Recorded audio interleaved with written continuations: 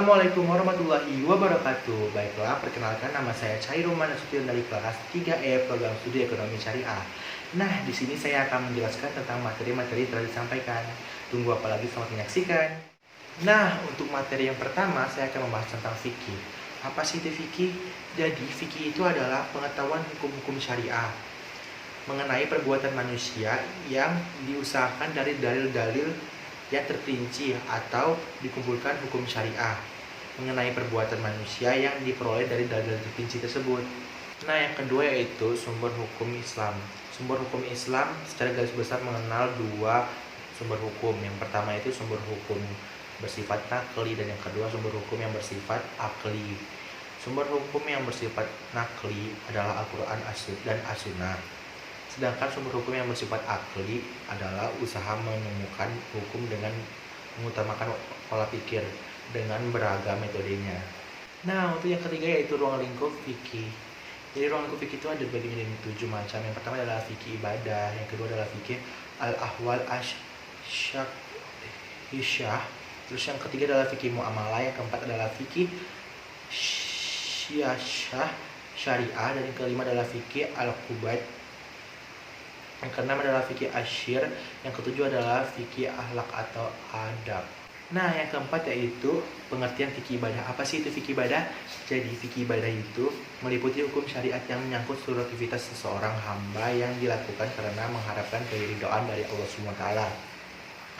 Aktivitas tersebut tidak terbatas hanya yang berkaitan dengan kegiatan yang menghubungkan seseorang hamba dengan Allah Tuhannya, akan tetapi meliputi semua kegiatan yang dilakukan seseorang hamba dalam hubungannya sama manusia, seperti bergeraknya seseorang hamba dalam rangka berikhtiar untuk menutupi kebutuhan sehari-hari dirinya dan anggota keluarganya.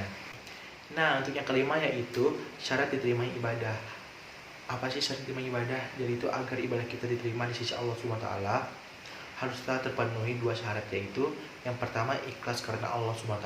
Kita melakukan sholat ini hanya semata-mata untuk Allah SWT. Dan yang kedua itu mengikuti Tuhannya, Nabi Muhammad SAW. Nah, selanjutnya yaitu pengertian tahara. Apa sih itu tahara? Jadi tahara secara syariah ialah menghilangkan atau semacamnya, membersihkan najis atau menghilangkannya. Maksud dari menghilangkan hadas adalah menghilangkan segala sifat yang menghalangi dapat dilaksanakannya sholat atau sejenisnya. Nah, selanjutnya itu tata cara wudhu. Dan pengertian pertama itu pengertian wudhu.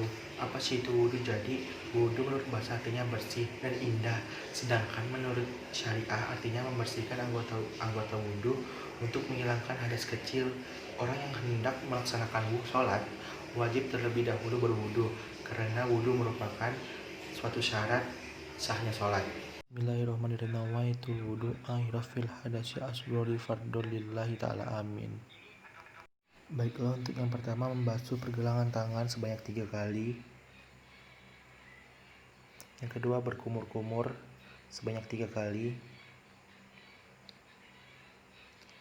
Setelah itu membasuh hidung sebanyak 3 kali. Selanjutnya membasuh muka sebanyak 3 kali. Selanjutnya membasuh tangan kanan terlebih dahulu sebanyak 3 kali dan dilanjutkan tangan ke kiri sebanyak 3 kali. Selanjutnya itu membasuh kepala sebanyak 3 kali. Selanjutnya membasuh telinga sebagian kanan terlebih dahulu sebanyak 3 kali dan dilanjutkan ke telinga sebagian kiri sebanyak 3 kali. Dan yang terakhir itu membasuh kaki, pergelangan kaki sampai ujung kaki sebanyak 3 kali. Dan dimulai dari sebelah kanan terlebih dahulu dan sebelah kiri.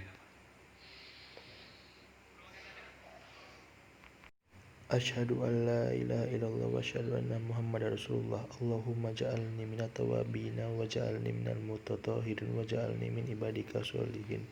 Amin. Selanjutnya itu pengertian dan tata cara mandi wajib. Apa sih itu mandi wajib? Jadi mandi wajib adalah mandi yang harus dilakukan karena alasan tertentu. Dalam pelaksanaannya mandi wajib ada yang berlaku bagi laki-laki dan ada pun yang berlaku bagi perempuan. Hanya yang berlaku khusus perempuan ketika kamu memiliki hadas besar maka kamu wajib. mensucikannya. Nah, selanjutnya itu pengertian tayamum. Apa itu tayamum? Jadi tayamum adalah pengganti wudhu atau mandi wajib yang tadinya seharusnya menggunakan air bersih digantikan dengan menggunakan tanah atau debu yang bersih pula. Yang dibolehkan jadi alat tayamum yaitu tanah yang suci yang ada debunya.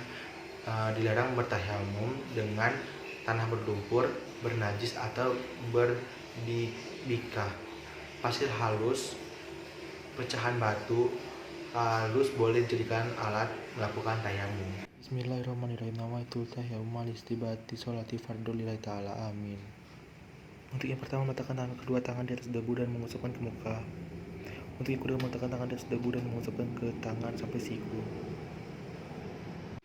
Nah, selanjutnya itu pengertian dan hikmah sholat. Apa itu sholat? Jadi menurut bahasa sholat berarti doa, sedangkan menurut istilah syariah berarti menghadap jiwa dan raga kepada Allah SWT karena takwa hamba kepada Tuhannya, mengagungkan kebesarannya dengan khusyuk dan ikhlas dalam bentuk perkataan dan perbuatan yang dimulai dengan takbir dan diakhiri dengan salam.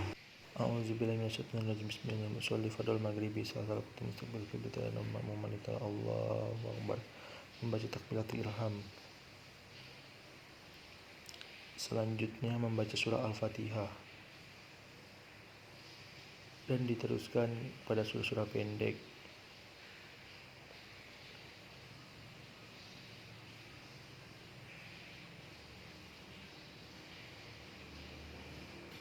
Selanjutnya rukun dengan subhana rabbil azim dengan membacakan i'tidal dan menyebutkan dengan sujud subhana rabbil a'la wa bihamdi 3 kali dan membacakan terus sujud,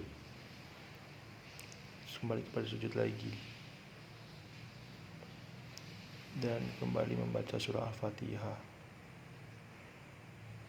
Setelah selesai dilanjutkan lagi dengan surah-surah pendek dan ruku kembali membaca surah i'tidal, kemudian sujud kembali membaca 3 kali, duduk pintar sujud kembali, dan tahiyat awal.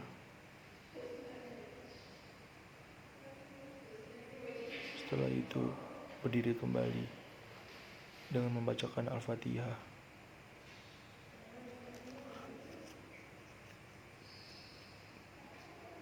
Kemudian ruku membacakan subhanallahil azim wa bihamdi 3 kali dan dilanjutkan dengan i'tidal dan sujud lagi. Kemudian sujud, kemudian sujud lagi dan diakhiri dengan salam di tahiyat akhir.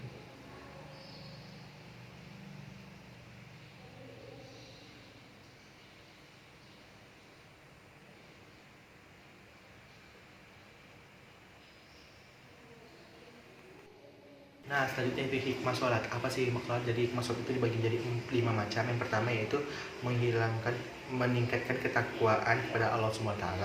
Dan yang kedua memberikan ketenangan dalam diri, lahir dan batin kita. Yang ketiga kita mendapatkan kecintaan kepada Allah SWT. Yang keempat itu mencegah perbuatan keji dan ingkar. Dan yang kelima mendapatkan ridho dari Allah SWT. Dalam sholat memiliki syarat-syarat tertentu, yaitu yang pertama, syarat sahih sholat yaitu pertama suci badannya dari 2 hadas, yaitu hadas besar dan hadas kecil. Yang kedua itu bersih badan, pakaian maupun tempat dari najis. Yang ketiga menutup aurat bagi laki-laki dari antara pusat dan lutut, dan bagi wanita seluruh badannya kecuali tangan dan telapak tangan dan muka. Yang keempat itu sudah masuk waktu sholat, jadi kita tuh sholat sesuai dengan waktunya. Dan yang terakhir itu menghadap kiblat. Nah, selanjutnya yaitu macam-macam sholat yang disyariatkan dan pengertiannya. Yang pertama itu sholat fardu. Apa itu sholat fardu? Jadi sholat fardu itu sholat yang meliputi 5 waktu, sholat yang wajib itu.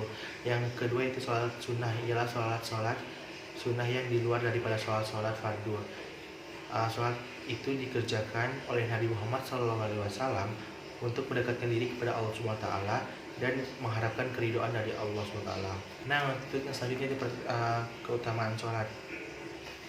Keutamaan sholat jamaah.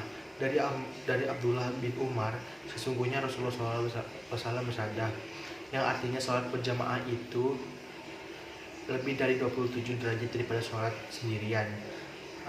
Dalam riwayat lain disebutkan 25 derajat. Jadi kita tuh wajib melaksanakan sholat di masjid berjamaah untuk para laki-laki dan untuk perempuan, tapi diwajibkan untuk laki-laki, itu sangat wajib untuk sholat berjamaah di masjid. Yang kedua itu keutamaan sholat rawatib.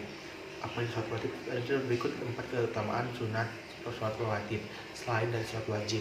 Yang pertama, dibangunkannya rumah di surga. Yang kedua, menjalankan sunnah Rasulullah SAW. Sebagai umat Rasulullah SAW, kita patut melaksanakannya ibadah sunnah sebagaimana yang telah dicontohkan Nabi Muhammad SAW. Yang ketiga itu lebih mendekatkan diri kepada Allah SWT. Yang kelima itu lebih bersyukur. Dan yang terakhir yaitu keutamaan sholat jenazah. Salah satu keutamaan melaksanakan sholat jenazah, maka ia akan mendapatkan pahala bila dia tidak hanya menyolatkan, tapi dia juga mengantarkannya, maka pahala yang didapatkan lebih banyak. Sekian video dari saya. Apabila ada kesalahan kata dan kekurangan kata, saya mohon maaf. Saya pamit undur diri. Wassalamualaikum warahmatullahi wabarakatuh.